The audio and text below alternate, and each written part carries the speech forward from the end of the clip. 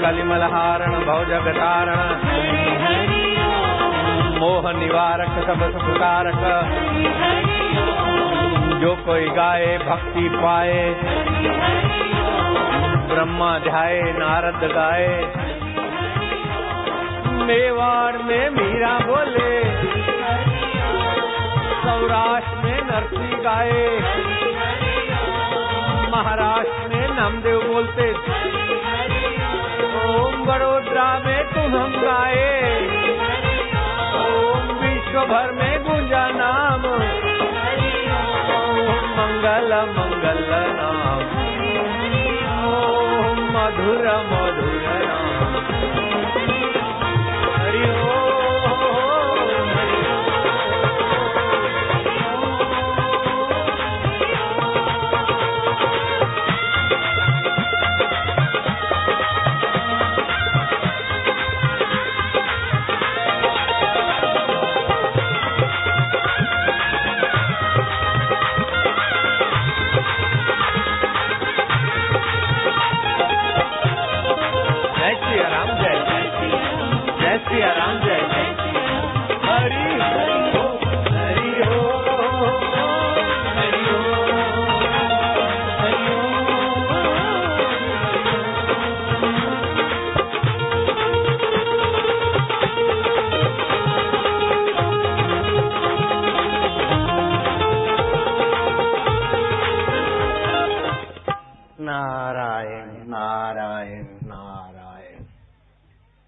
हसीबो खेलीबो धरीबो ध्यान अहरनिश कथिबो ब्रह्म ज्ञान खावे पीवे न करे मन भंगा कहे नाथ में तिसके संगा किसी चीज वस्तु में आसक्त न हो हंसते खेलते परमात्मा की स्मृति परमात्मा का ज्ञान परमात्मा का आनंद जगमगाता रहे दूर नहीं दुर्लभ नहीं परे नहीं पराया नहीं जब चाहे दिलें तस्वीरें हैं यार उस यार की प्यारे की गर्दन झुका ली मुलाकात कर ली वो थे न मुझसे दूर न मैं उनसे दूर था आता न था नजर तो नजर का कसूर था। पूनम व्रतधारियों के लिए एक खास 5 मिनट की आत्मिक साधना का प्रयोग कराऊंगा। पूनम व्रतधारी आह्लादित और आनंदित रहा करेंगे केवल 5 मिनट का प्रयोग।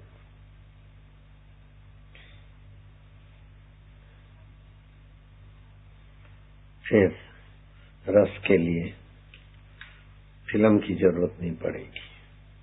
रस के लिए चाट पकौड़े क्लब वाइन के पीछे जो भटके भटकने दो तुम्हें तो अपने आत्मा के रस का स्वाद चखने को मिल जाएगा। दोष कम होने लगेंगे। रस बढ़ते बढ़ते मधुमेह स्वभाव होने लगेगा प्रेमी स्वभाव होने लगेगा। प्रेमी भी 3 प्रकार के होते हैं मधुमेह प्रेमी घृतमय प्रेमी तापमय प्रेमी। मधुमय प्रेमी ऐसे होते हैं कि जिसके प्रति श्रद्धा है, आस्था है,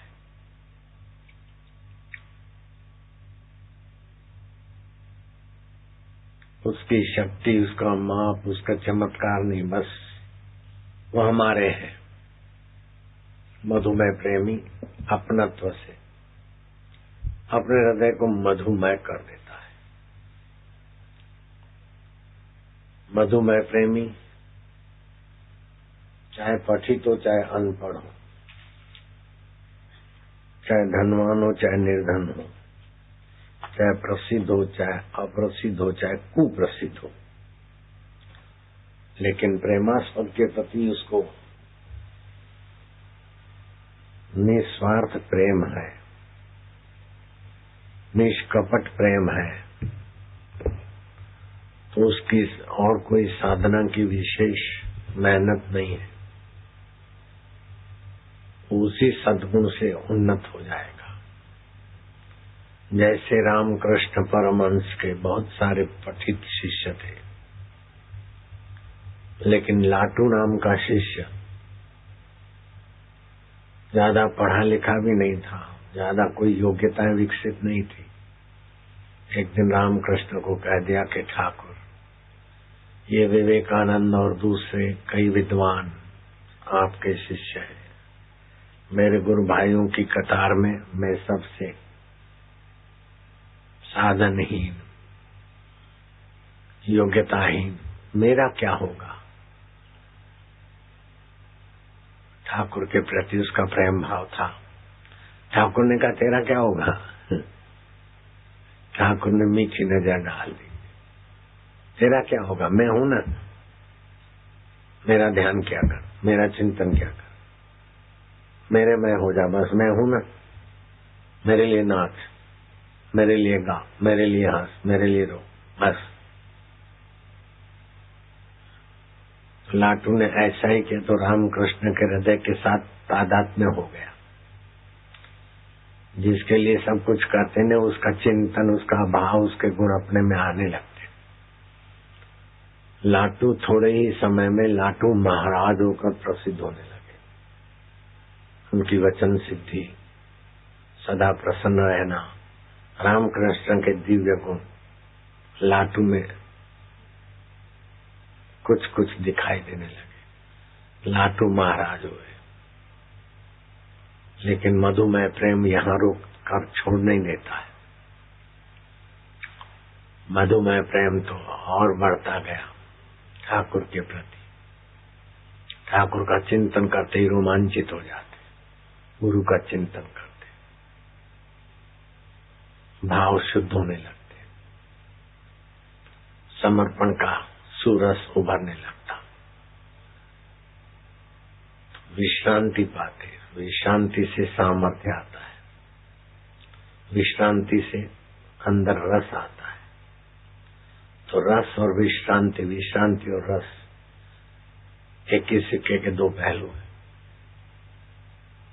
विश्रांति मिली तो रस आया, रस मिला तो विश्रांति आई, और रस विश्रांति हो गई तो सामर्थ्य, तो उसकी छाया है। लाटू में से लाटू महाराज और लाटू महाराज में से अद्भुतानंद महाराज बन गए, अद्भुत शक्तियों के धनी बन गए। ये मधुमय प्रेम है। प्रेम न खेतो उपजे, प्रेम न हाट बिकाए, राजा चहो प्रजा चहो, शीश दिए ले जाए। शीश मतलब अपना मैं, अपना अहम, अपनी ख्वाहिशें, अपनी मान्यताएं जिसमें भरी और हमें सताती है, उस मैं को प्रेमास्पद के हवाले कर दिया। उस मैं में प्रेमास्पद भर दिया।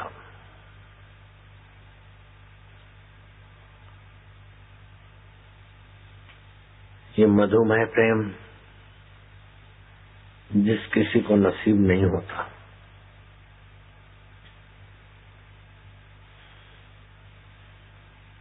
इसमें आत्मसमर्पण के प्रभाव से अहम विसर्जित सहज में हो जाता है।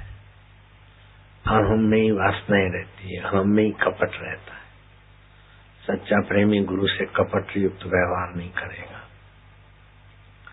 गुरु पर अपना प्रभाव छोड़ने का प्रयत्न नहीं करेगा,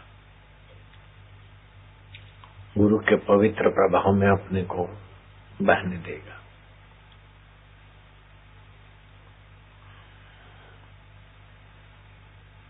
ये पहले नंबर का आध्यात्मिक प्रेम है। ये किसी को नसीब हो जाए तो उसकी सारी साधना है। भगवत कृपा कहो, गुरु कृपा कहो, प्रेम देवता की लीला कहो, सब हो जाता है।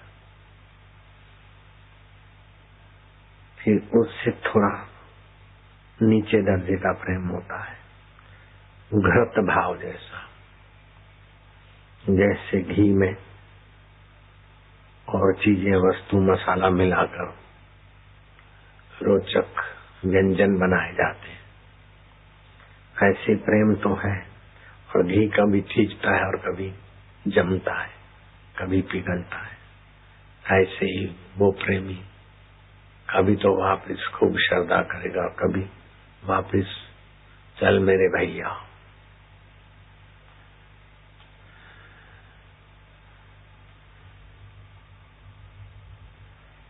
प्रेमास्पद के प्रति आदर बढ़ता है। अगर वो प्रेमास्पद प्रेम नहीं देता तो उपेक्षा, घृणा और अनादर ये भी होने लगता है। मनमाने निर्णय और मनमाने एकांतवास और मनमानी धतिंग घृत भाव वाले प्रेम के जीवन में उसको सताती रहती।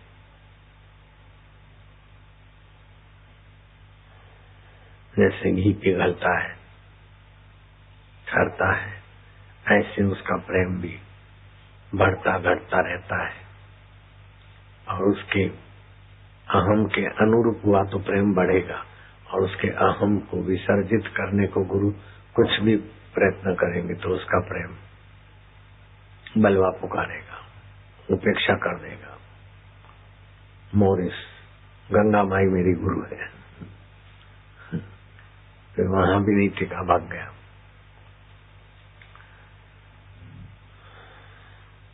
ये प्रेम तो है, लेकिन अहम और स्वार्थ को सजाकर जीना चाहता है।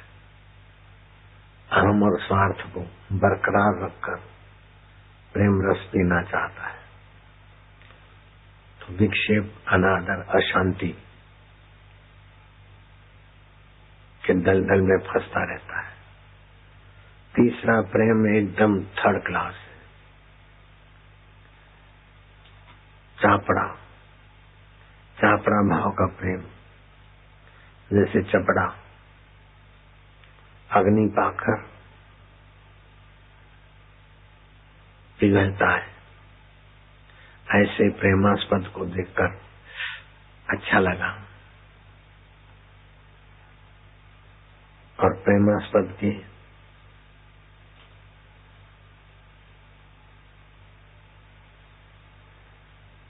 उपहार को देखकर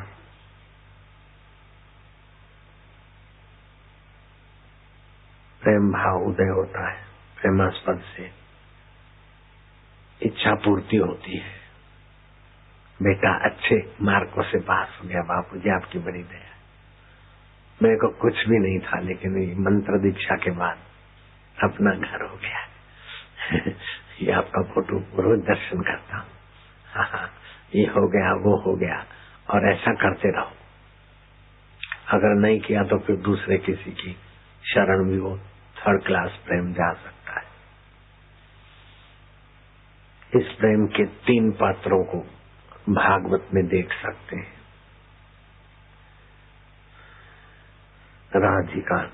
राधिका जी का मधुमय प्रेम है। कृष्ण कैसे भी हो, कुछ भी करते हैं, लेकिन हमारे अच्छा ही है, वाह वाह। चाहे पिक्चर बाज कहे, चाहे कुछ भी कहे, वाह वाह, हमारे है ना। हमको अपना मानते हैं, हमारे दोष निकालते हैं, या कुछ भी करते हैं, हम चिढ़ा कर अथवा ऐसा बोलकर रसवान तो होते ना, वाह वाह। इस बहाने भी हम उनकी भावनाओं में, नजरों में तो है ना। वाह वाह। राधिका जी मधुमय प्रेम की प्रतीक है, चंद्रावली घृतवत प्रेम की प्रतिनिधि है। आदर मिला, प्यार मिला, मान मिला तो कृष्ण सर्वेश्वर। अगर अपने देखते दूसरे को कुछ ज्यादा मिल गया तो थोबड़ा चढ़ गया। अब दूसरा अपना ये द्वैत बना रहता है। और तीसरे नंबर की एक उपजा, अहेतु की कृपा मिली। सुंदरी सुंदरी ओ सुंदरी ओ सुंदरी, बोलो सुंदर।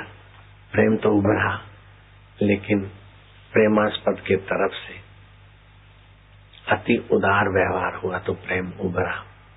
उस प्रेम को भी धन्यवाद है। जिसका तीसरे नंबर का प्रेम है वो दूसरे में चले आओ, दूसरे वाला पहले में चला है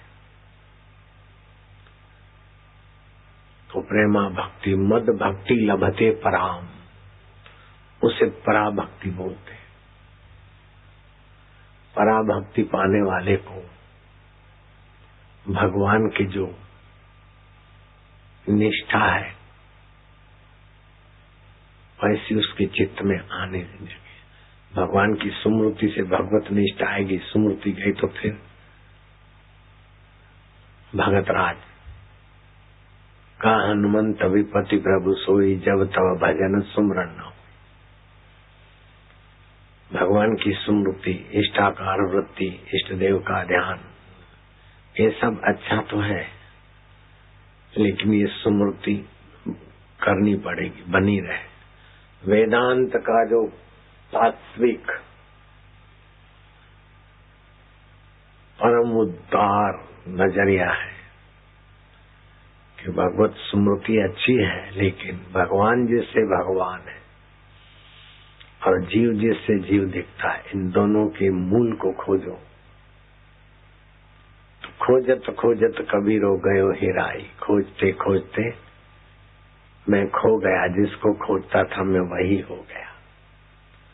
नमक की पुतली गई समुद्र का था लेने, समुद्र को खोजने। जो समुद्र को खोजने नमक की पुतली गई, क्यों वह समुद्रमय हो गई। ऐसे ही परमात्मा की खोज खोज में हमारी बुद्धि परमात्मामय हो जाती, उसको बोलते रितंभरा प्रज्ञा, सत्य से भरी हुई मति, परमात्मा से भरी हुई मति।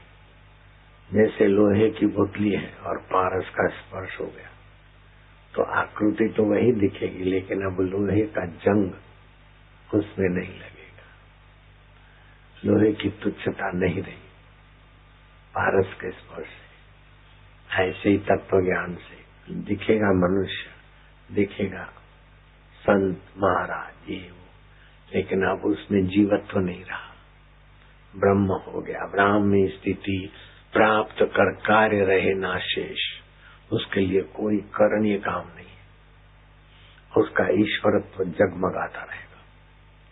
ईश्वर का ऐश्वर्य का क्या परीक्षा है कि क्रिया न करनी पड़े, चिंता न करनी पड़े, श्रम न करना पड़े, केवल संकल्प कर दे, देर सवेर वो घटना घट जाए तो आपके अंदर ईश्वर का ऐश्वर्य जो छुपा है वो प्रकट हो गया।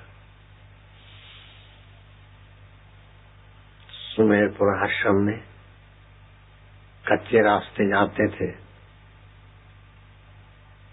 हमारे जीतू भाई को हमने कहा इधर पक्का रास्ता हो तो कितना अच्छा, वो बात वही रही।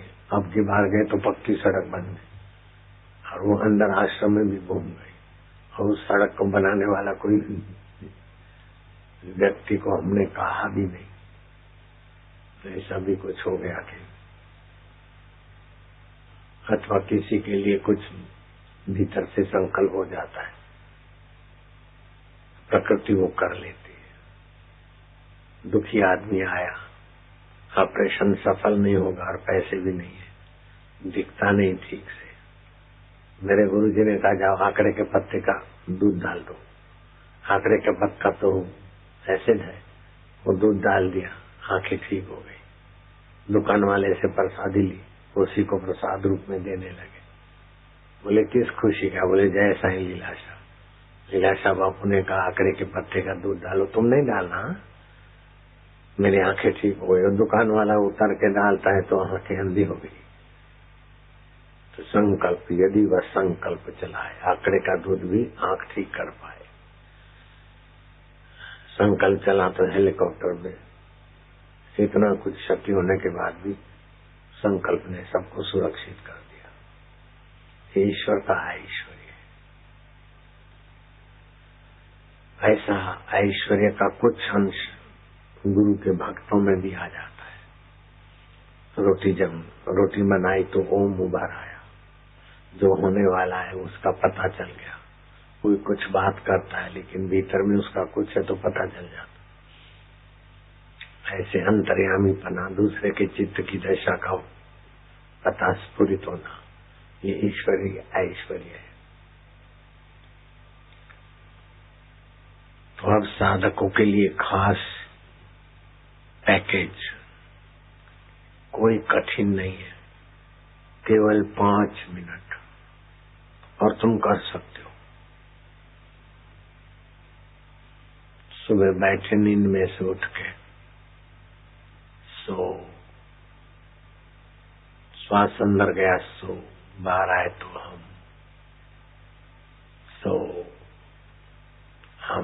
सो माना वह चैतन्य जो सत्य है, जिसकी चेतनता से बुद्धि में ज्ञान आता है। सत्य है, चित्त है, आनंद है। तो सच्चिदानंद की स्मृति सोहम भाव से होने लगे। अथवा तो विद्वान है कोई साधक तो टोटकाचार्य का मंत्र समझ ले, प्रातः स्मरामि हृदय संस्फूर्त आत्म तत्व।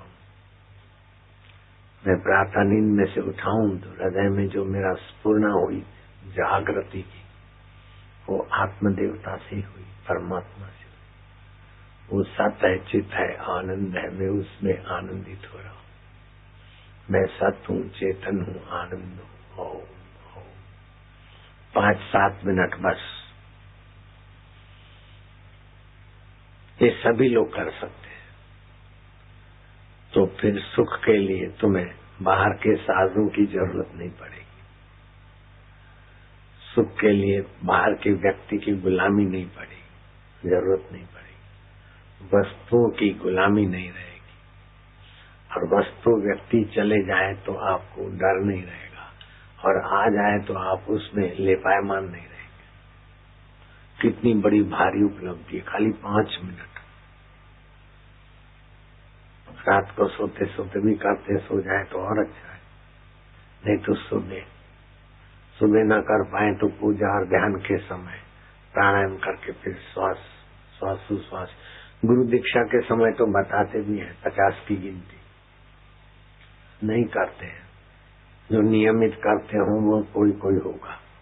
श्वास की 50 की गिनती जो रोज करते हैं, हाथ ऊपर करो, कोई है। तो फिर खुश भी रहते होंगे, निर्भीक भी रहते होंगे, स्वतंत्र भी रहते होंगे, विषय की, वस्तु की, परिस्थिति की गुलामी नहीं, हर हाल में मस्त भी रहते होंगे। ट्रेन में जगह अच्छी मिली तो वाह, कुछ भी हो, कोई बात नहीं, चलेगा, क्योंकि अपनी तृप्ति है। खाना पीना ठीक ठाक हो तो ठीक है, बोले चल कोई बात नहीं, चलेगा, ठीक है। सतृप्तो भवति, वह तृप्त होने लगेगा। स अमृतो भवति, वो अमर होने लगेगा, क्योंकि सोहम स्वभाव तो अमर है। शरीर का स्वभाव मरण धर्म है, मन का स्वभाव परिवर्तन धर्म है, बुद्धि का स्वभाव परिवर्तन धर्म है, लेकिन स्वस्वभाव सो मना वह चैतन्य, हम माना मैं, जिसकी सत्ता से हाथ उठता है। आपके संकल्प के बिना हाथ उठेगा क्या? आपके संकल्प के बिना बंद आंखें खुलेगी क्या? नहीं। तो आप ही वह चैतन्य, हमको भी पहले बड़ा भारी भरम था, तो सोचते थे कि भगवान वैकुंठ में है। मेरे को भी ये बेवकूफी थी, भगवान ब्रह्मा जी ब्रह्मलोक में है, अपने प्रार्थना करेंगे कब सुनेंगे आएंगे, ऐसी बेवकूफी मेरे को भी थी। लेकिन अब पता चला कि वह भगवान दूर नहीं, दुर्लभ नहीं, परे नहीं, पराया नहीं, अपना आत्मा ही पर ब्रह्म परमात्मा है। और यही आत्मा सृष्टि की उत्पत्ति, स्थिति और प्रलय करने की शक्तियां रखता है। भावनगर के नजदीक बस्ती थी,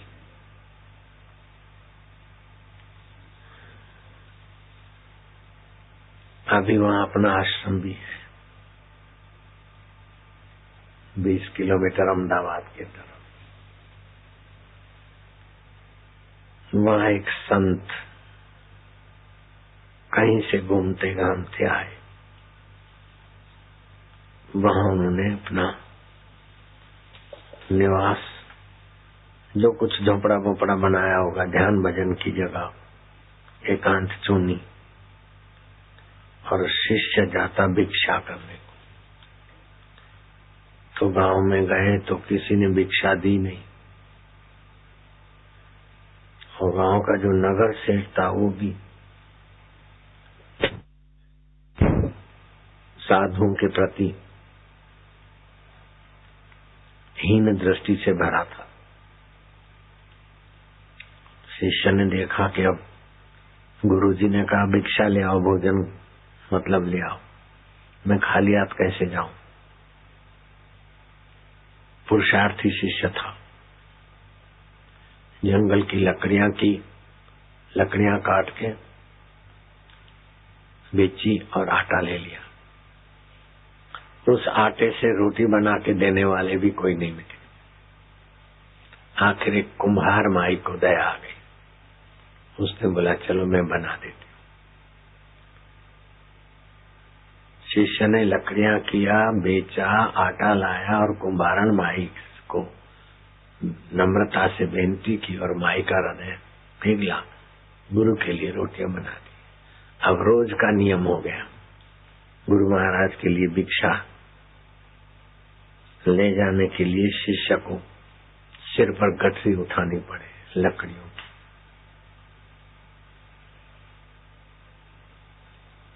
एक दिन गुरु की नजर गई कि तुम्हारे सिर पर ये ताल कैसे आ गई और ये काला काला निशान, क्या बोझा कोई ढोते हो क्या। शिष्य ने सारी बात सुना दी कि ऐसे ऐसे रोज बोझा ढोना, मेरे को मिल गया गुरु की सेवा का ये मौका।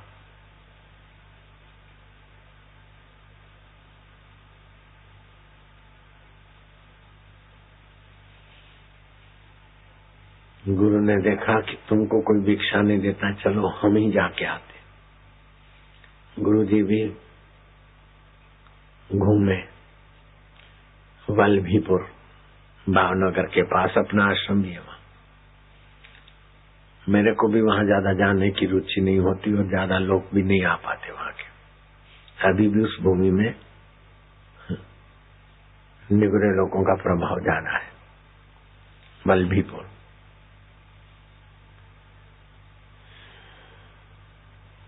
गुरुजी घूमे तो किसी ने गुरुजी को भी कुछ दिया नहीं। अब गुरुजी आ गए अपने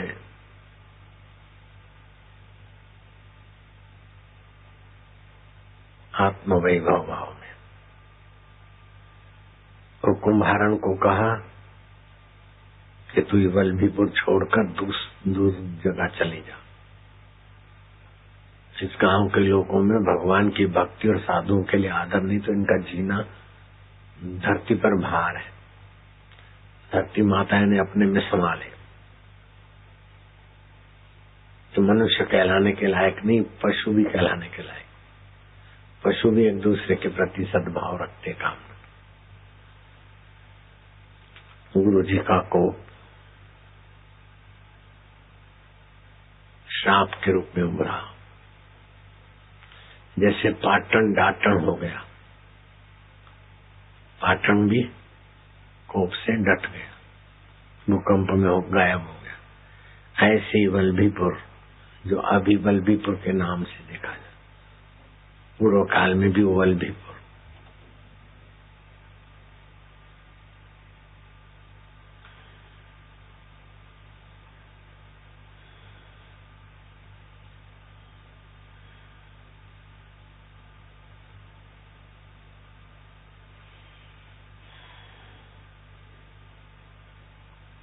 संत घुंडीमल के कोप का पात्र बन गया। संत घुंडीमल, वल्लभीपुर तेरा विनाश हो। वल्लभीपुर नष्ट हो गया। भाई को बोला था तू चली जाओ, तो चली तो गई थी, भावनगर स्थिर हो गई। लेकिन गुरु जी की आज्ञा को नजरअंदाज करके वल्लभीपुर फिर देखने आई, तो वो भी मार्बल की पुतली बन गई, फिर लौटी नहीं। जिस किताब के आधार से मैं कथा कह रहा हूं उसमें लिखा है कि वो बाई अभी पुतली के रूप में वल्लभीपुर। अब किताब कई वर्षों की है, अभी होगा न होगा पता नहीं। तो मानना पड़ेगा न, उत्पत्ति स्थिति परलय, संत के संकल्प से परलय भी हुआ।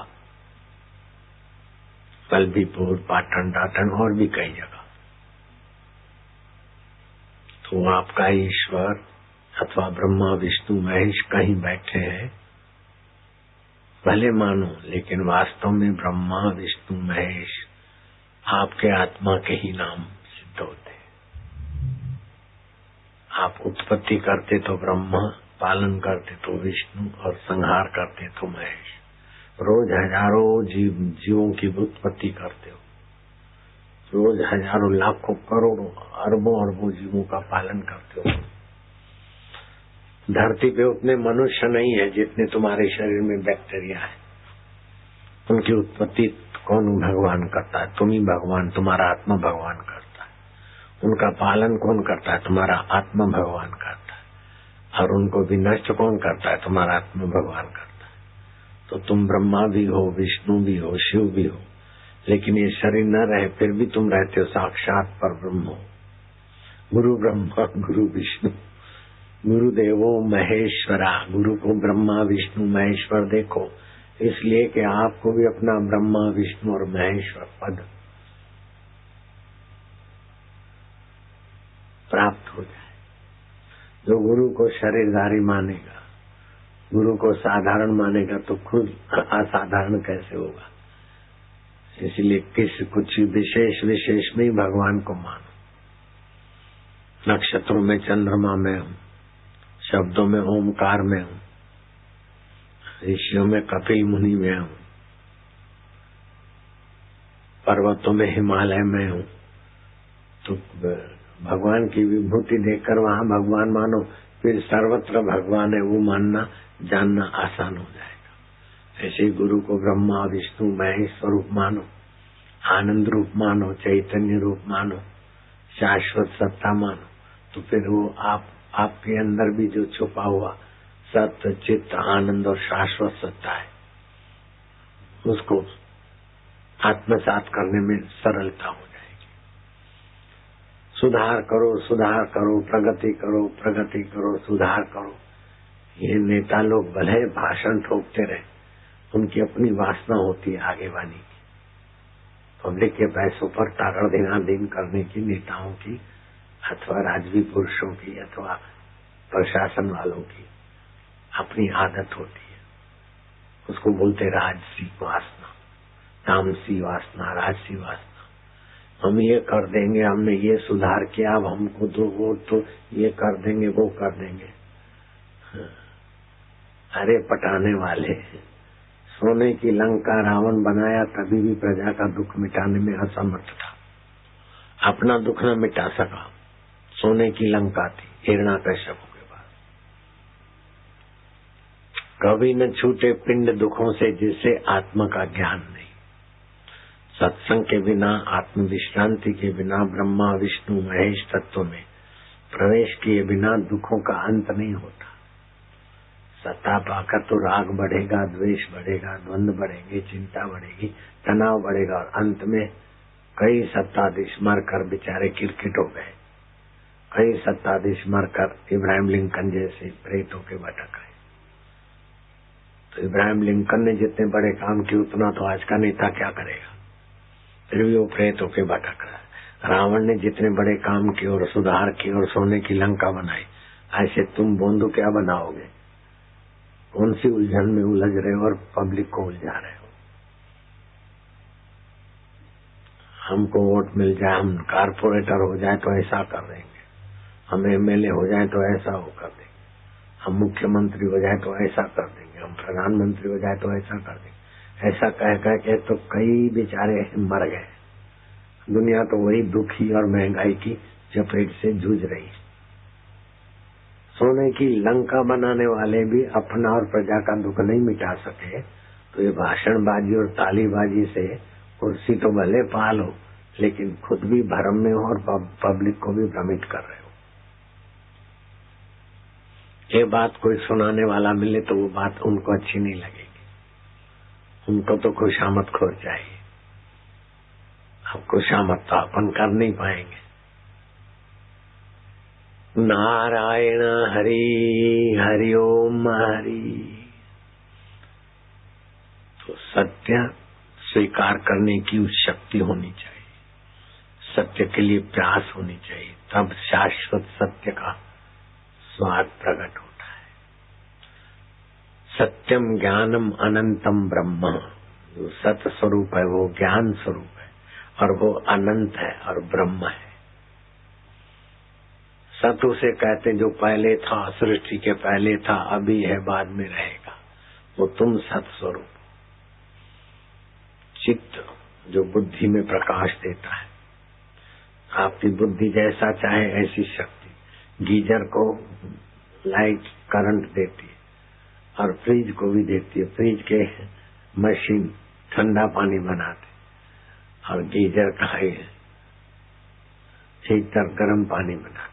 विद्युत दोनों में एक है। ऐसे दुर्जन को, सज्जन को, राजसी को, तामसी को, सात्विक को, मोहिनी प्रकृति वाले को सत्ता तो उसी चैतन्य की है। उस चैतन्य को जो सोहम में मानता है वो तो बाजी जीत जाता है। बाकी उस चैतन्य के द्वारा जो वासना पूर्ति में लगा है वो बाजी हार के चला जाता है। जो कल नहीं आए थे वे हाथ ऊपर करो, नए लोग हैं, मैं फिर कल की बात दोहराऊंगा। तुम रेती में, बालू में शक्कर मिला दो, 1 किलो बालू 1 किलो शक्कर मिला के रख दो, कीड़ियां आएगी, बालू का एक दाना भी नहीं उठाएगी और शक्कर को ले लेगी। अब कीड़ी जितनी भी आजकल के पढ़े लिखे लोगों के पास अकल नहीं रही। अष्टधा प्रकृति है बालू और उसको जानने वाला सत्चित आनंद परमात्मा, दोनों मिश्रित है, दोनों एकमेक हो गए। तो ये नहीं है, ये नहीं है, ये करना है, ये पाना है, ऐसा करना है तभी सुखी रहूंगा, ये सब बालू खोपड़ी में भर दिया। ये हो चाहे न हो, मैं जो का त्यों हूँ, इसी की सत्ता से सब चलता है। तो ईश्वर रूपी शक्कर को नहीं खोज पाते, ईश्वर रूपी शक्कर का आनंद नहीं लेते, बालू इकट्ठी करके बड़ा बनना चाहते। कितना भी धन इकट्ठा करो, बड़प्पन नहीं टिकेगा। कुर्सी पर बैठो, लोगों के हृदय में तुम्हारा बड़प्पन नहीं टिकेगा। रावण के लिए क्या बड़प्पन टिका? रावण ने कम प्रचार किया होगा, अपने को श्रेष्ठ बताने के लिए रावण ने कम चमचे रखे होंगे, कई विद्वान रखे थे रावण की महिमा गाने वाले, रावण की चाटुकारी करने वाले। रावण के लिए इतिहास भी बना होगा, लोग इतिहास पढ़ के रावण को भी भगवत रूप माने, ऐसा भी स्टंट चला होगा। लेकिन जिसको आत्मराम में विश्रांति नहीं, उसके स्टंट से पूजा नहीं होती। अकबर ने भी पुजवाने के लिए क्या क्या खेल किए। नेताओं की पूजा नहीं होती, राजाओं की पूजा नहीं होती, और महाराजों को पूजे बिना हम रहते नहीं। लीलाशाह प्रभु को हम पूजते, शबरी को हम पूजते हृदयपूर्वक, लेकिन शबरी के जमाने में भी तो कोई राजा था, उस अभागे का नाम भी हमको पता नहीं। शबरी जिस राजा के शासन से शासित थी,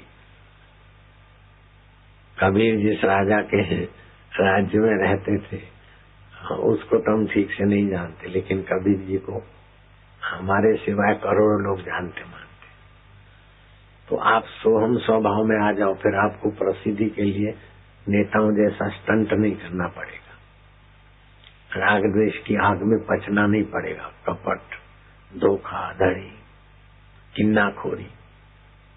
किन्नाखोरी से भरे हुए होते ज्यादातर। बात तो क्या क्या करेंगे, बूटी सूंघने को आता हूँ फलाना, और पीछे से छुरे मारेंगे, ऐसे किन्नाखोर होते। आजकल लोग पूछते कि कुत्ता और नेता दोनों दिखे तो आप किस पे विश्वास करेंगे? अरे भाई, हमको क्यों पूछते हो? बोले नहीं, कुत्ता और नेता दिखे तो आप किस पे विश्वास करोगे? आपको ये सवाल कोई पूछे कि नेता और कुत्ता दिखे तो आप विश्वास किस पे करोगे? नेता पर करोगे कि कुत्ते पर करोगे? इतना किन्नाखोरी के कारण नेताओं का नाम विचारों का बदनाम हो रहा है।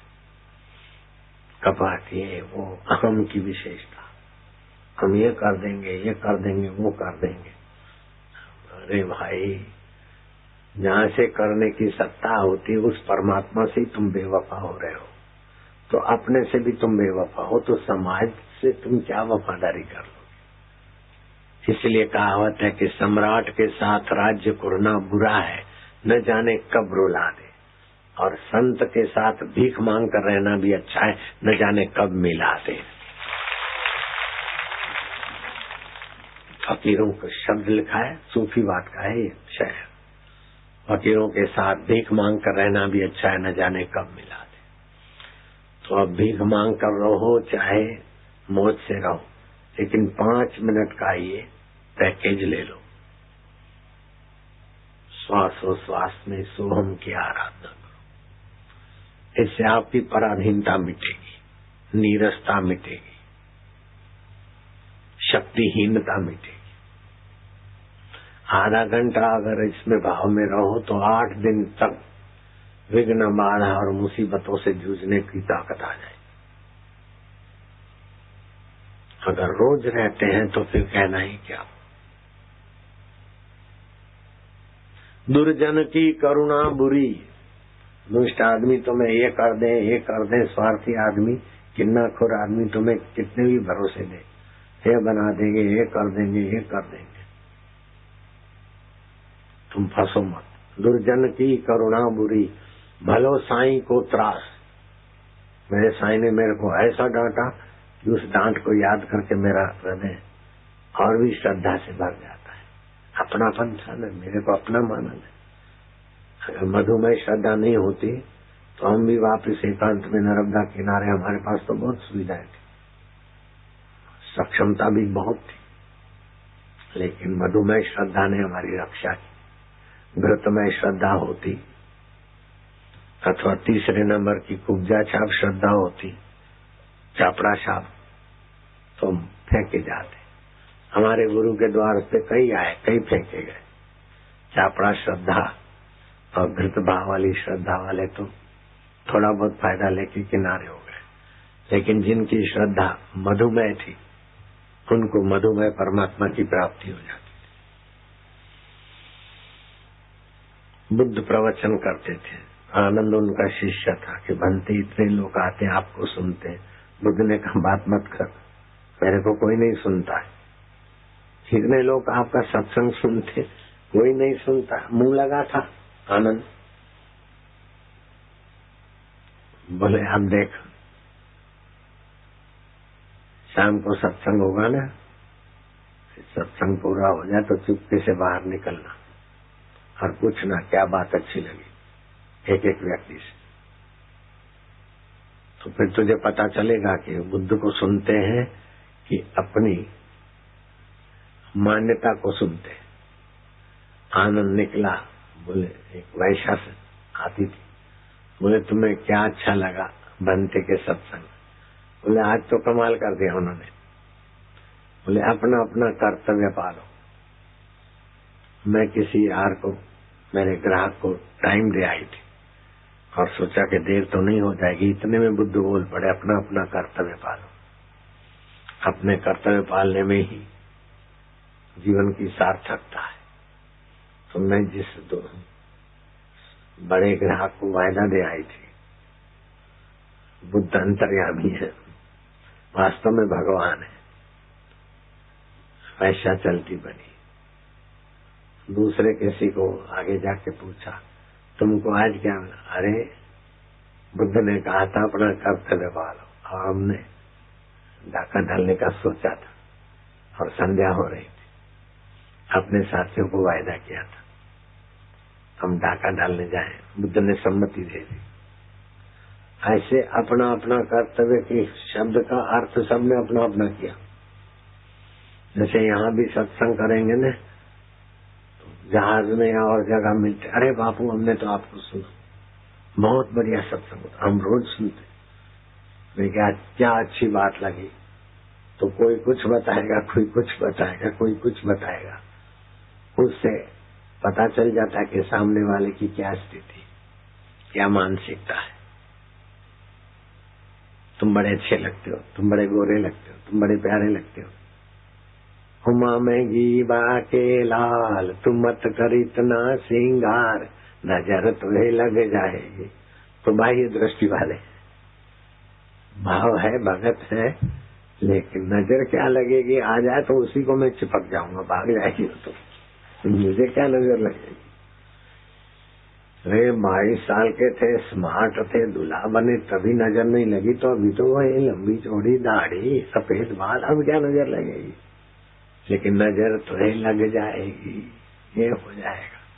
तो माया अपने भाव से बेचारी देखती, कोई माया किसी अपने भाव से देखती, लेकिन अब सोहम भाव से देखती। ब्रह्मा विष्णु महेश स्वरूप मेरा आत्मा है, मेरे गुरु जी, तो आपका भाव ऊंचा हो जाएगा, आपको उपलब्धि ऊंची हो जाएगी। नहीं तो जो समझ मिली है ना, उसका दुरुपयोग करने से आपको घाटा होता है। दोष क्या है? अपनी जो योग्यता है, समझ है, सामर्थ्य, उसका दुरुपयोग करना दोष है।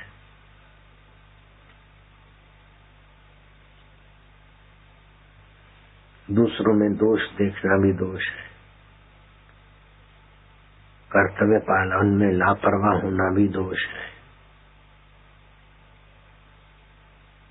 और अंतरात्मा में शांति न पाना, ये तो बड़ा दोष है। तो ये अंतरात्मा में शांति पाने का शुरू कर दो। रात को सोते समय, दीक्षा के समय तो मैं सभी को बताता हूँ, लेकिन अब दीक्षा के समय वाली बात को ध्यान में कम लिया हो तो अभी से चालू कर दो।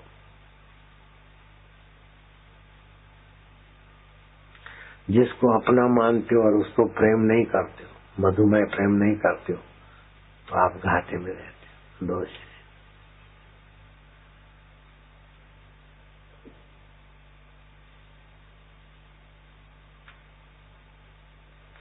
सुनी हुई देखी हुई बुराई किसी में भी हो, उससे किसी को सदा के लिए बुरा मानना, ये भी दोष है। वर्तमान की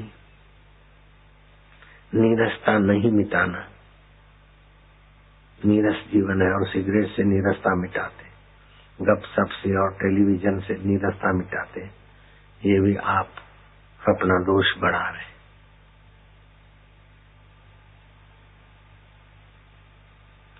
किसी वस्तु पर, किसी परिस्थिति पर, किसी व्यक्ति पर आपका सुख शांति निर्भर है, तो ये भी आप में दोष है।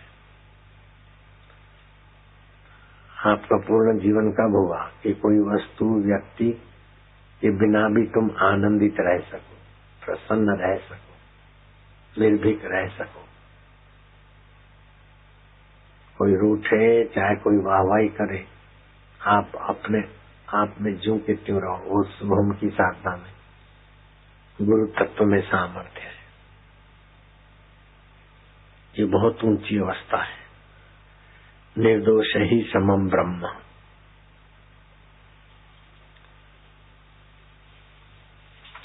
पर ब्रह्म परमात्मा पूर्ण निर्दोष है, आप उसको सोहम स्वभाव से उपासना करो। दोषों की शुद्धि करनी हो तो विश्वास पूर्वक, प्रभु की अहेतु की कृपा है मुझ पर।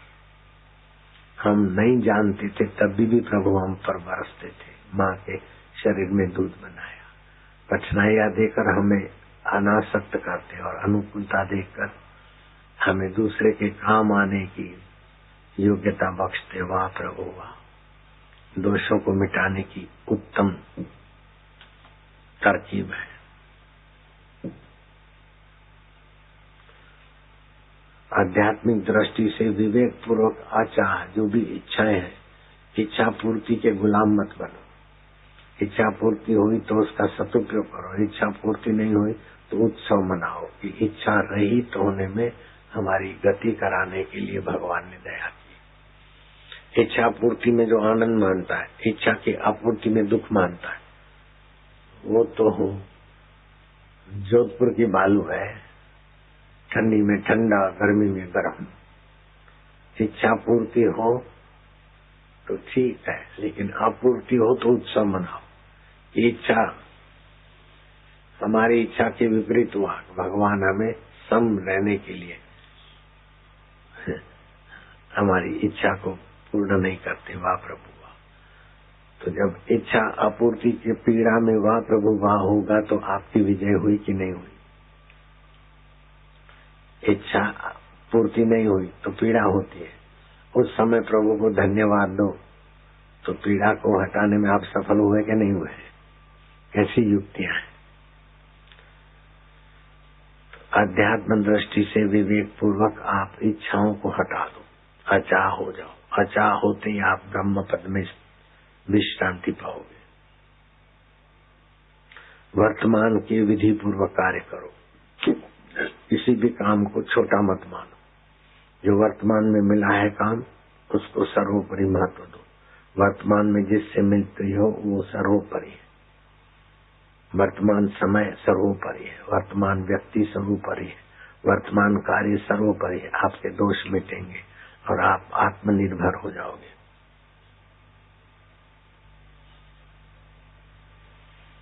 पूरी शक्ति लगाकर विधि पूर्वक वर्तमान का कर्तव्य करना चाहिए। माइक वाला माइक का कर्तव्य करे, केसियो वाला केसियो का करे।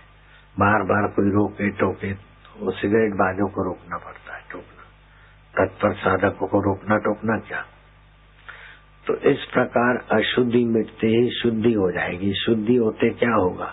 आपका चित्त परमात्मा में स्थिर होने लगेगा। शांति और स्वस्थता आपके घर की चीज हो जाएगी। सर्वहितकारी भावनाएं और सर्वहितकारी योजनाएं, जैसे मातृ पितृ पूजन दिवस, मैं कहीं पढ़ के नहीं कर रहा हूँ, किसी के कहने से नहीं कर रहा हूँ। सर्वहितकारी। ईसाई भी चाहते हैं कि हमारी छोरे लोफर न हो, मनमुख न हो, एड्स के शिकार न हो और बुढ़ापे में हमारा ध्यान रखे। ईसाई भी चाहते, मुसलमान भी चाहते, पारसी भी चाहते। तो हमने विश्वव्यापी अभियान का संकल्प किया है कि 14 फरवरी मातृ पितृ पूजन दिवस को व्यापक बनाए। अभी तो 10-20 लाख 50 लाख लोगों पर उसका सुखद परिणाम आया, लेकिन पूरे भारत नहीं, पूरे विश्व के लोगों को वैलेंटाइन डे से जो विकारों से युवक युवतियां तबाह हो रहे हैं उनको बचाए। तो ये सर्वहितकारी भावना हुई ना। आपका चित्त भगवान में ठहरेगा तो भगवान का ही स्वभाव है सबका हित चाहना। तो आप भगवान के स्वभाव से एकाकार हो गए तो कितनी बड़ी उपलब्धि है, कितनी बड़ी बड़ाई है। अपने लिए सोचे हो तो तुच्छ आदमी होता है, परिवार के लिए सोचे ठीक गृहस्थी होता है, लेकिन सारी मानवता, अरे सारे प्राणी मात्र के लिए हितमय सोच विचार, ये आपका ईश्वर का ऐश्वर्य स्वभाव है। सर्वहितकारी भावना, सर्वहितकारी योजनाएं आपके द्वारा काम करेगी, उदय होगी। और कैसी भी परिस्थिति हो, आपकी शांति भंग नहीं होगी। जहां मन लगना चाहिए वहां आप लगा लोगे, जहां से मन हटाना हो आप हटा दोगे। और आपको इस सोहम की साधना से, गुरु की कृपा प्रसादी से ये अनुभूति होगी कि आपकी उपस्थिति से जो होना चाहिए वो होने लगेगा, जो नहीं होना चाहिए वो रुक जाएगा। अभी आपाधापी नहीं होनी चाहिए तो नहीं है, शांति होनी चाहिए तो है, आपका ध्यान इधर होना चाहिए है। इसके लिए मैंने न बल का उपयोग किया, न डंडे का उपयोग किया, न आपको सिखाने के लिए भाषण का उपयोग किया। आपका मन उसमें स्थित हुआ तो आपकी उपस्थिति से जो होना चाहिए होने लगेगा, जो रुकना चाहिए रुकने लगेगा। कितनी बड़ी उपलब्धि है ये, आपका ईश्वर का ऐश्वर्य है। बल्लभीपुर में नास्तिक और संत निंदक नहीं होने चाहिए, संत ने संकल्प किया, बल्लभीपुर तबाह हो गया, फिर से नए घर बने, लेकिन वो नास्तिकता का अभी भी बू आ रही है। कुछ लोग हैं आस्तिक। अब तुम्हारे को शारीरिक उपायों की कुछ खबर बताता हूं।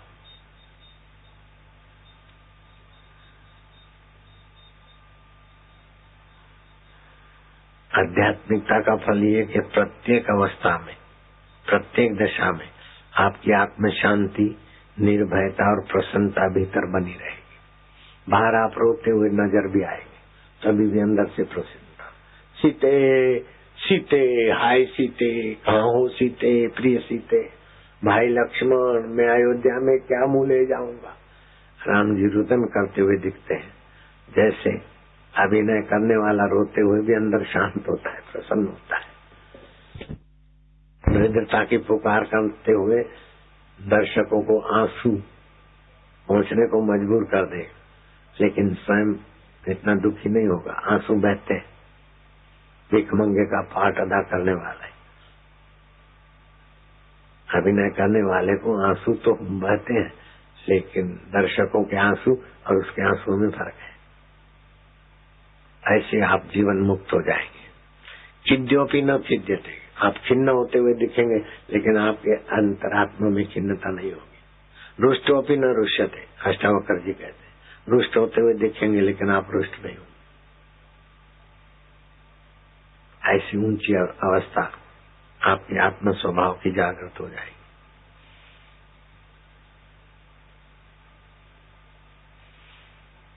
मुल्तानी मिट्टी और आलू का रस मिलाकर चेहरे को लगाओ, चेहरे में सौंदर्य और निखार आएगा। नारंगी के छिलके छाया में सुखा दो, कूट के उसका घोल बनाओ, रात को लगाओ, सुबह जीरे के पानी से लो।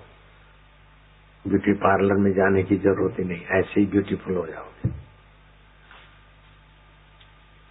भोजन के बाद सौंफ चबा के खाएं तो मुंह में पड़े हुए छाले गायब हो जाएंगे। नमक और काली मिर्च मिलाकर कभी कभी मंजन करें तो मुंह में ऐसा बदबू चली जाएगी। प्रेम जी तो लिख ले, काली मिर्च और नमक से मंजन किया करो तो मुंह की बदबू चली जाएगी। कष्टों में भी बहुत, प्रेम जी को भी ये फायदा करेगा।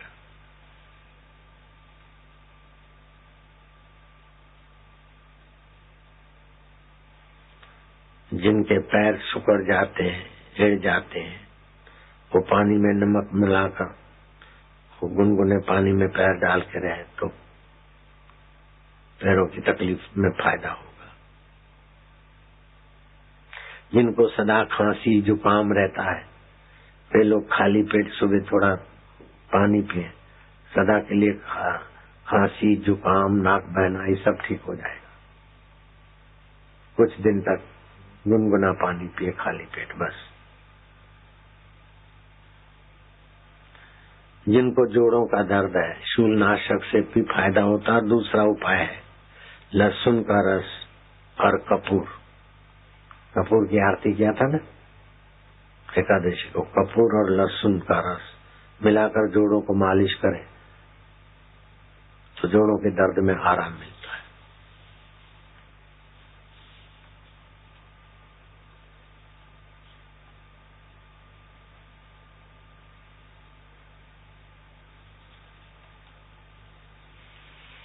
ओम शांति, हरिओम शांति।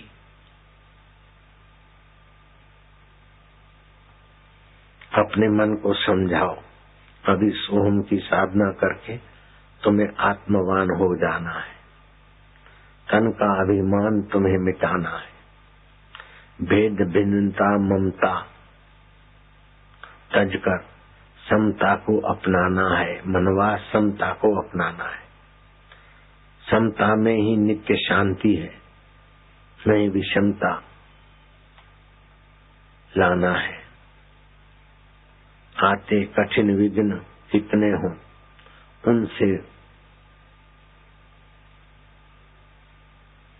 चित्त बचाना है, समता ही लाना है।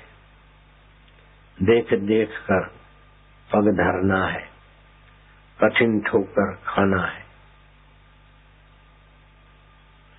देख देख कर पग धरना है, कठिन न ठोकर खाना है। तुम्हें समता में ही चित्त लगाना है, सोहम राज्य में आना है। इधर उधर कुछ भी ना देखना, सुनना कुछ न सुनाना है। व्यर्थ की बातें सुनो नहीं, सुनाओ नहीं। अपने ईश्वर की प्रेम, ईश्वर के ज्ञान, ईश्वर के माधुर्य को प्रोत्साहन मिले, बस उसी में लगना है। केवल अपने सत स्वरूप में मन की सुरती जमाना है। तुम्हें भेद भिन्नता ममता मिटाना है। काम क्रोध लोभ आदि प्रबल बल, इनके वेग मिटाना है। तृष्णा तृप्त नहीं होती है, उससे पिंड छुड़ाना है। तुम्हें आत्म सुख में आना है, समता में जग जाना है। सुख का भोगी दुख पाता है, संसारी सुख का भोगी दुख पाता है। यह मन को समझाना है। और आत्म सुखी सदा सुखी रहता है, औरों को सुखी बनाता है।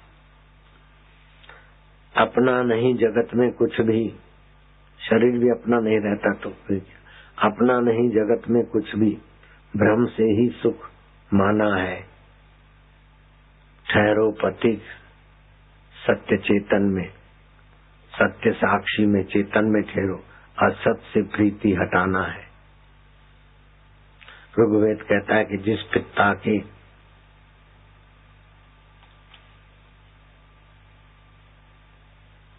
जिस पुत्र के मौजूद रहते हुए माता पिता को दुख होता है, उनका सत्कार नहीं होता।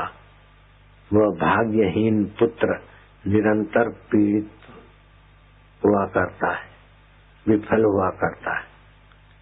जिस पुत्र की उत्तम सेवा से माता पिता प्रसन्न होते हैं, वह प्रशंसनीय और सुखी और संपन्न रहता है। मैंने तो देखा इस शास्त्र को, तो ऋग्वेद को तो अभी मैंने पढ़ा सुना। लेकिन माता पिता प्रसन्न रहे तो हम भी प्रसन्न रहते। हमारे द्वारा माता पिता दुखी या गुरु को दुख होता है तो हम वो दुख अपने लिए अनंत गुना बनाते। इसलिए वापस ऐसा व्यवहार कभी ना करो जिसे गुरु के हृदय में ठेस पहुंचे, माता पिता के हृदय में ठेस पहुंचे। हाँ, हम भगवान के तरफ जाते थे और माँ ने रोका तो हमने माँ की बात ठुकरा दी।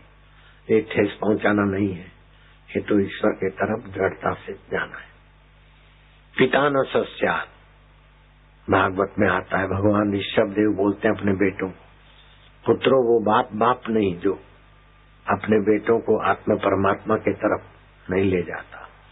वो माँ नहीं, वह मित्र नहीं, वह देवता नहीं, वह गुरु नहीं, जो अपने शिष्यों को, अपने पुत्रों को, अपने मित्रों को जो ईश्वर के तरफ ले जाने में मदद नहीं करते, वे मित्र नहीं, पिता नहीं, माता नहीं। भगवान ऋषभ देव बोलते, पिता न सस्यात्, जननी न सस्यात्, देवो न सस्यात्, स्वजनो न सस्यात्, गुरु न सस्यात्। तो ईश्वर के तरफ से जाने में जो रोक लगाते, उनकी बात करोड़ों वैरियों जैसी समझकर ठुकरा देनी चाहिए। तो मेरी माँ की बात में मानता था, लेकिन ईश्वर के तरफ जाने में जब रोकती थी तो उस बात को हम नहीं मानते थे, तो उससे उनका भी फायदा हुआ, मेरा भी हुआ, आप लोगों का भी हो रहा है। अगर मेरी माँ की बात मानता तो फिर मैं ऐसी ऊंचाइयों को नहीं पाता, तो आपकी सेवा भी नहीं होती। जाके प्रिय न राम विदेही तजिए कोटि वैरिण सम, यद्यपि परम स्नेह। करोड़ों वैरियों की नाई, उसकी बात ठुकरा दो जिनके हृदय में भगवान की प्रीति नहीं। और भगवान की प्रीति मधुमय घृतमय है, लाखमय, जैसी भी है, आप उसको उन्नत करो। ओम ओम ओम नमो भगवते वासुदेवा। मशीन की नहीं रटारटी मत करो, एक एक शब्द में अपनी अहोभाव प्रीति उड़ेलते जाओ। आप प्रेमी भक्त बन जाएंगे, निष्कामी हो जाएंगे, निरअहंकारी हो जाएंगे, निर्दुख हो जाएंगे। आपको छूकर हवाएं जाएगी, वो भी निर्दुखता बांटेगी। आप ऐसे आत्मवान बनो। तो पूनम व्रतधारियों के लिए देव जगी एकादशी का ये पैकेज मुझे कल भी सुनाना होगा, और परसों सुबह दीक्षा देंगे 6 से 8 के बीच। 9 बजे हम उड़ने के लिए यहाँ से रवाना हो जाएंगे। पूनम व्रतधारियों को निवास पर भीड़ करने की जरूरत नहीं, अब तो यहीं मिलने की व्यवस्था है। पंडाल के पीछे भी मिल लेते हैं, किसी को कुछ प्रश्न होता है तो, और यहाँ भी मिल लेते तो आश्रम में आना जाना, किराया खर्चना। और कल भी बैठ बैठ के थके और हमारी गाड़ी निकली तो देखते रह गए। आज भी बैठ बैठ के सब थके, गाड़ी निकली, रास्ते में दर्शन पर। ओम नारायण हरि हरि ओम हरि। अब थोड़ी देर वही साधना करो जिसकी महिमा सुनी है। थोड़ी देर उच्चारण करने के बाद श्वास उश्वास की साधना में लगो।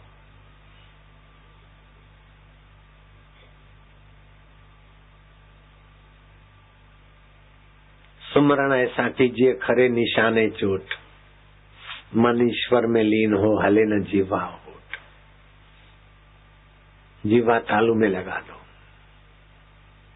और हृदय से ओम शांति, ओम प्रभु जी, ओम प्यारे जी, ओम गुरु जी, ओम आनंद देवा, ओम माधुर्य देवा।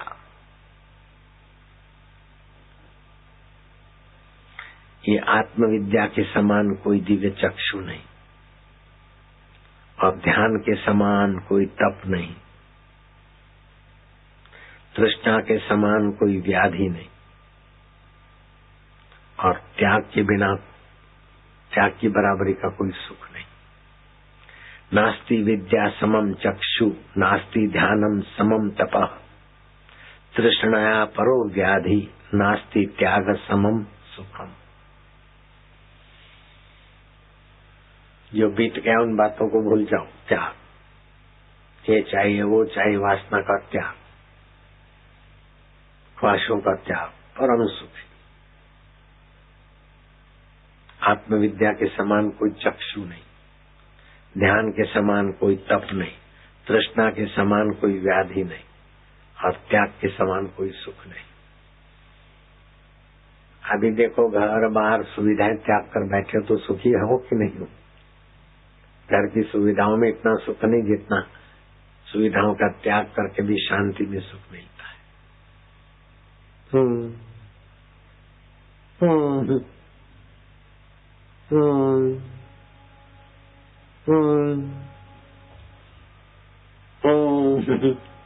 हंसी आएगी। सोहम स्वभाव में, ओम स्वभाव में विश्रांति पाते जाओ। ध्यान के समान कोई तप नहीं। ध्यान करो नहीं, ध्यान हो जाओ। जो आंखें बंद करके आंखों की पुतली पर दबाव डाल के ध्यान करते वो तो मुसीबत बुलाते हैं। सिर दर्द हो जाएगा, थोड़ी देर में उब जाओगे, स्वभाव चिड़चिड़ा हो जाएगा, आंखों की पुतलियों पर जोर डाल के जो ध्यान करते हैं वो निगुरे लोग होते हैं, समर्थ गुरु की सीख नहीं समझ पाते। ऐसे लोग आंख बंद करके पुतलियों पे जोर लगाकर सिर दर्द, खिन्नता और स्वभाव चिड़चिड़ा बना देते।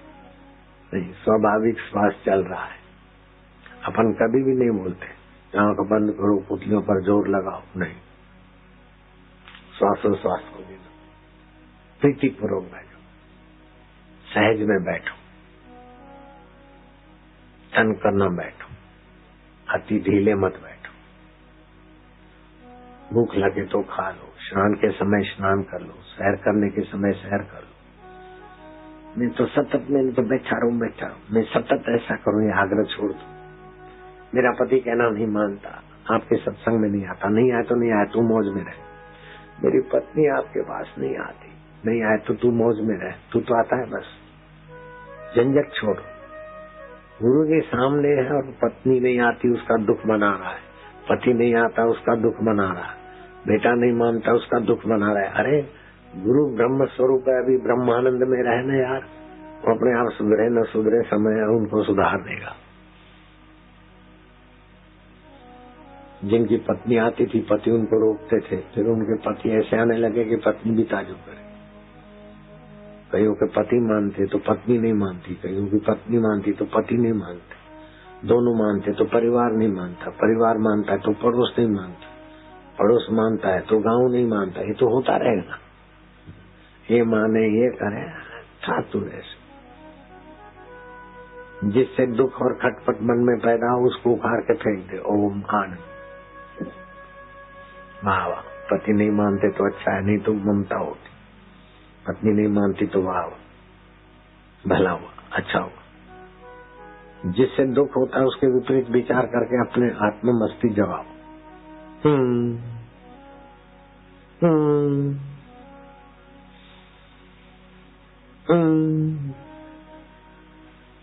कल से भी संख्या आज बढ़ गई और अभी से शाम को और बढ़ेगी, कल तो और होगी, और कल शायद संत सम्मेलन भी, मातृ पितृ पूजन दिवस का यहाँ कुछ है, कई संत आएंगे दूर दूर से, दिल्ली में भी है। इसलिए सार बात अभी पालो, अनुभव कर लो, बाद में तो प्रवचन सुनते रहोगे।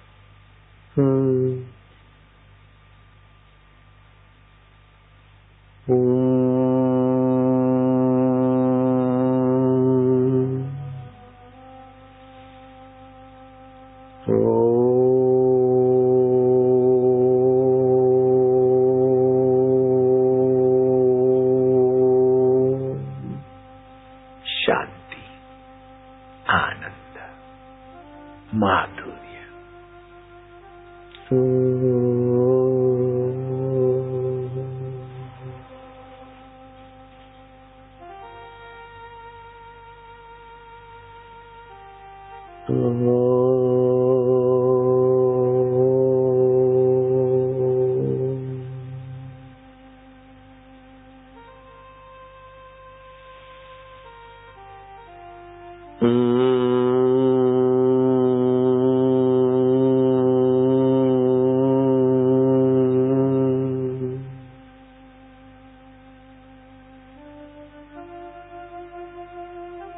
हे मधुमय आत्मदेव, हे चिद्घन चैतन्य, हे शाश्वत, हे नित्य नवीन रसदाता, मेरे परमेश्वर प्रभु जी, प्यारे जी, गुरु जी। ओम ओम, आनंद ओम, शांति ओम, माधुर्य ओम।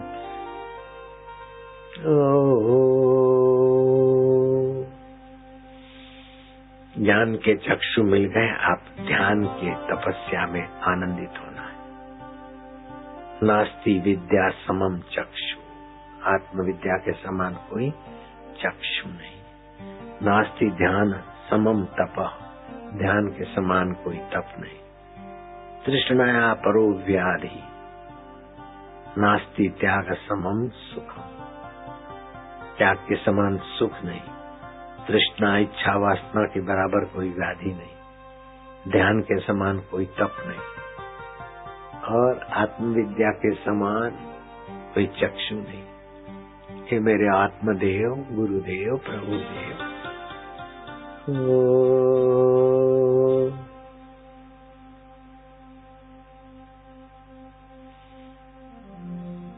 हरि ओम,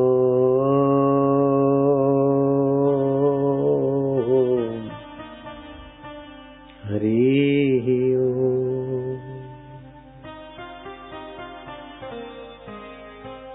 भयनाशन दुर्मति हरणा, कली में हरि को नाम, निश दिन साधक जो जपे, सफल होई सब काम। मधुर शांति, क्या करोगे?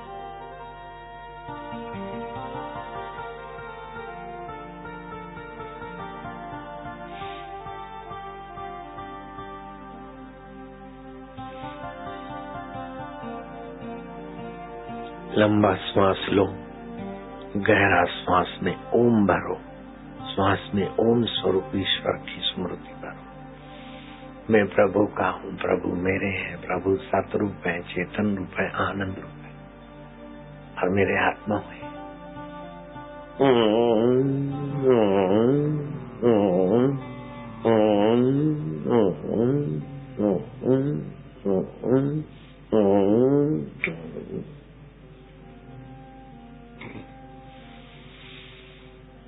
फिर से गहरा श्वास,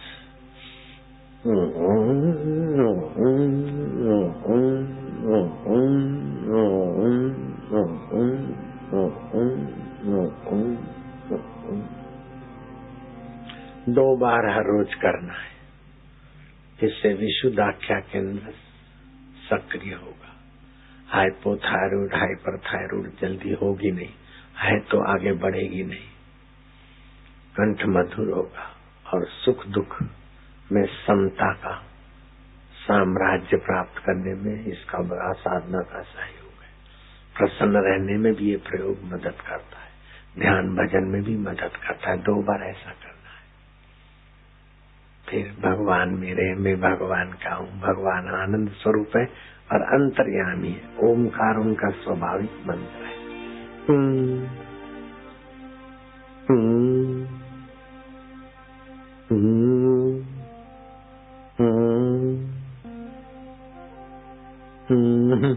हंसी आएगी,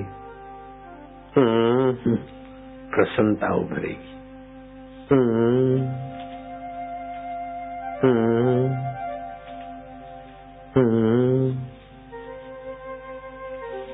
जो भगवान को अपना नहीं मानते और जिनके जीवन में दीक्षा नहीं है, वे अतृप्त रहते हैं। कितना भी धन सत्ता मान मिले, लेकिन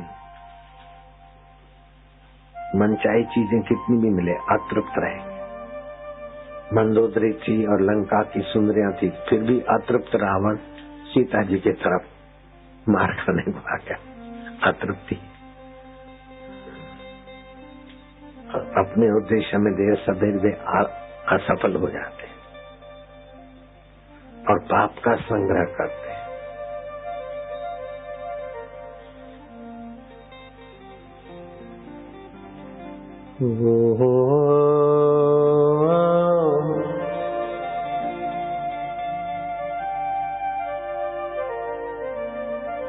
जो भगवान को अपना, अपने को भगवान का, गुरु को अपना, अपने को गुरु का मानते, वे तृप्ति की डकारे ले लेते, सफलता का सुवास उनके जीवन में दिखाई देता है और पुण्य संग्रह करते रहते हैं साधक लोग।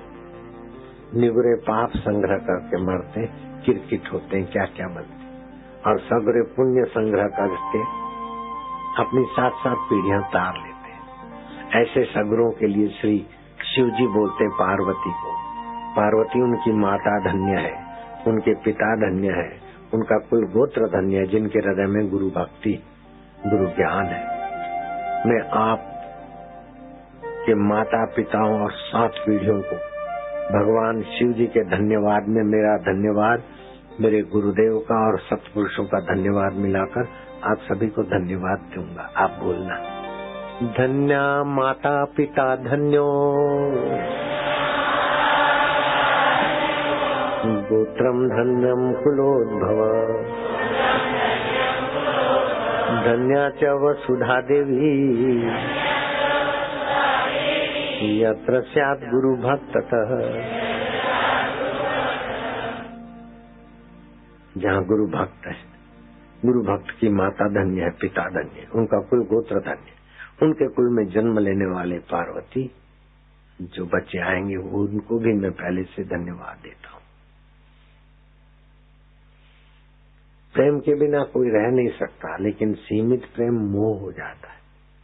अपने शरीर को तो प्रेम करते ही, जो भगवान को प्रेम नहीं करते तो शरीर को प्रेम करेंगे, अहंकार को प्रेम करेंगे, कामिनी को प्रेम करेंगे, कामी व्यक्ति को प्रेम करेंगे। उनका प्रेम नाश की तरफ ले जाएगा। जो अविनाश प्रेम तो है आपके पास, प्रेम के बिना कोई खाली नहीं। देखो बच्चा कुछ गड़बड़ करता है, माँ धक्का मार के धकेल देती, फिर भी वो माँ की तरफ खींच के आता है, वो प्रेम है ना।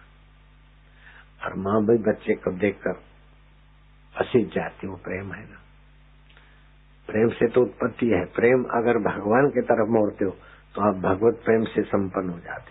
अगर भगवान को प्रेम नहीं दिया तो आपका प्रेम बालू और शक्कर है, शक्कर उठाई तो तुम्हारी जय जयकार है, नहीं तो बालू उठा उठा कर परेशान हो जाओगे। जगत की वस्तुओं को, व्यक्तियों को, जगत के स्वार्थ के लिए प्रेम किया तो अतृप्त रहोगे, असफल रहोगे और पाप संग्रह करोगे। भगवान को और भगवान के प्यारे संतों को प्रेम किया, सफल होगे, तृप्त होगे और पुण्य संग्रह करोगे। अब तुम्हारे हाथ की बात है। हाथ की बात क्या है? कर ही रहे पुण्य संग्रह। हो भाव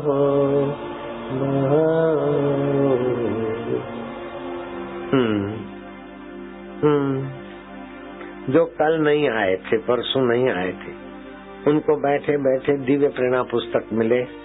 दिव्य प्रेरणा पुस्तक में एक मंत्र लिखा है, उस मंत्र को 21 बार जप करके दूध में देखें और वो दूध पिए, बुद्धि भी बढ़ेगी, बल भी बढ़ेगा।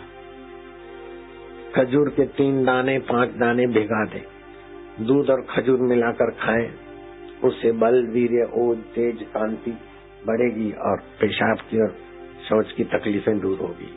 जिनको ये 3 पुस्तक लेनी है, 10 रुपए में 3 पुस्तक मिलेगी और 20 गोलियां मिलेगी टॉनिक। दिव्य प्रेरणा मिलेगी, मातृ पितृ पूजन दिवस कैसे मनाए वो पुस्तक मिलेगी, बच्चों की जिंदगी संवारने के लिए, और सर्व धर्म समान कैसे, ये 3 पुस्तक खाली 10 रुपए में ही मिलेगी।